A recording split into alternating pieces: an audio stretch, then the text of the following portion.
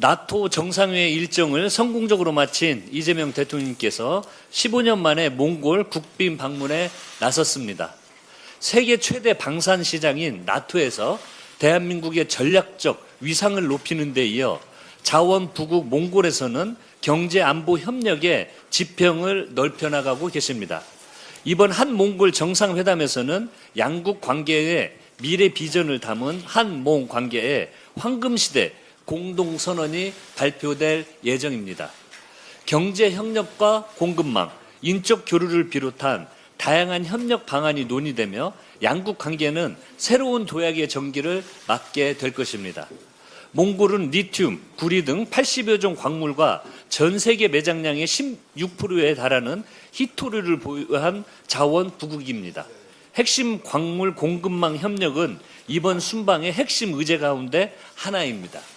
반도체와 배터리, 미래 산업의 핵심 원료를 안정적으로 확보하는 것은 이제 경제를 넘어 국가 안보의 문제이기 때문입니다. 이재명 대통령께서는 몽골을 신뢰받는 평화 파트너로 평가하며 남북 교류 확대 관계 정상화, 단계적 비핵화를 위한 구상도 밝혔습니다. 북한과도 오랜 신뢰를 쌓아온 몽골의 외교적 자산은 한반도와 동북아 평화를 위한 소중한 기반이 될 것입니다.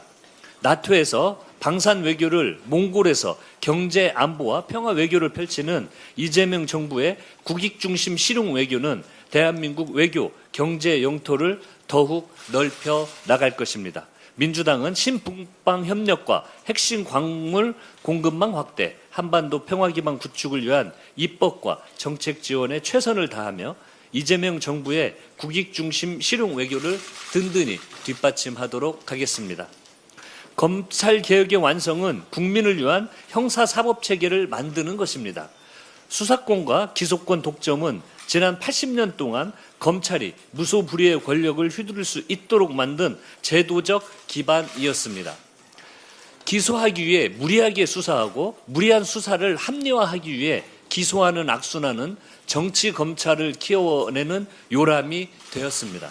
민주당은 수사권과 기소권 분리라는 대원칙 아래 충분한 당내 논의와 사회적 수기를 거쳐 검찰 개혁을 추진해 왔습니다. 검찰이 정치 권력이 아닌 국민을 위한 기관으로 거듭나도록 작년 9월 정부 조직법을 개선했고 지난 3월에는 공소청법과 중수청법을 처리해 새로운 형사사법체계의 토대를 만들었습니다. 어제 발의한 형사소송법 개정안은 그 마지막 퍼즐이 될 것입니다. 보안수사권의 완전한 폐지와 함께 수사기관 간 역할 분담과 전문성 강화가 기대됩니다. 민주당은 일각에서 제기되는 우려사항에 대해서도 인지하고 있으며 법사위 심사 과정에서 두터운 보완 방안을 마련하도록 하겠습니다. 민주당은 오는 10월 2일 새로운 제도가 안정적으로 출범할 수 있도록 국민 불편을 최소화하는 세부 제도 설계에 만전을 기하겠습니다. 민주당이 수사와 기소 분리라는 시대적 원칙을 끝까지 지켜 권력기관이 아닌 국민을 위한 검찰개혁을 반드시 완수하겠습니다. 선관위의 부실선거 관리, 공정한 특검으로 진상을 규명하겠습니다. 민주당은 어제 선관위 특검법을 발의했고 선관위는 헌법상 독립기관입니다. 그러나 독립성이 책임 회피에 방패가 되어서는 결코 안 됩니다. 용지 물량 축소 경위, 보고 누락 과정, 내부 부패 문제까지 선관위의 전반적인 책임 소재가 모두 수사 대상입니다. 공정한 특검을 통해 국민께서 납득하실 수 있는 철저한 진상 규명이 이루어져야 합니다. 특검 추천은 한국법학교수회, 법학전문대학원 협의회, 대한변호사협회가 각각 후보자를 추천하는 방식으로 설계했습니다. 추천 기한도 충분한 검증이 가능하도록 3일에서 5일로 조정했습니다. 정치권이 특검을 고르는 방식이 아니라 정치적 고려를 배제하고 법률 전문성과 독립성을 기준으로 공정한 수사가 이루어지도록 하겠다는 뜻입니다.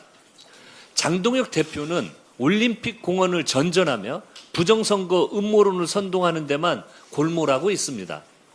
국민의힘도 특검 추천을 두고 야당 단독 추천만을 고집하며 국민 참정권을 정쟁의 도구로 오히려 이용하고 있습니다. 선관위 개혁을 한다면서 선관위 해체를 위한 개헌에 대해서는 소극적입니다. 국민의힘이 진정으로 민주주의와 국민 참정권을 걱정한다면 공정한 특검 선출과 선관위 개혁에 협조할 것을 촉구합니다. 민주당은 신속하게 국정조사를 도입했고 선관위 개혁 TF를 발족시켜서 제도 개선에 나섰습니다. 어제 선관위 TF는 선관위 개혁 3법을 발의했습니다. 중앙선관위원장 상임직 전환, 상임위원 확대, 사무총장 외부 인사 등용 및 독립감사위원회 설치 등을 골자로 하는 낡은 선관위의 관습을 뿌리째 뜯어 고치는 법안입니다. 나아가 헌법 개정을 통한 선관위 해체를 포함하여 근본적인 개혁도 신속하게 추진하겠습니다. 민주당이 앞장서 특검과 개혁 입법으로 국민 참정권을 지키고 무너진 선거관리 시스템을 근본부터 바로 세우도록 하겠습니다. 대법원이 윤석열의 체포 방해 행위에 대해 징역 7년을 확정했습니다. 12.3 불법 개혁이 발생한 지 583일 만에 첫 최종 판결입니다.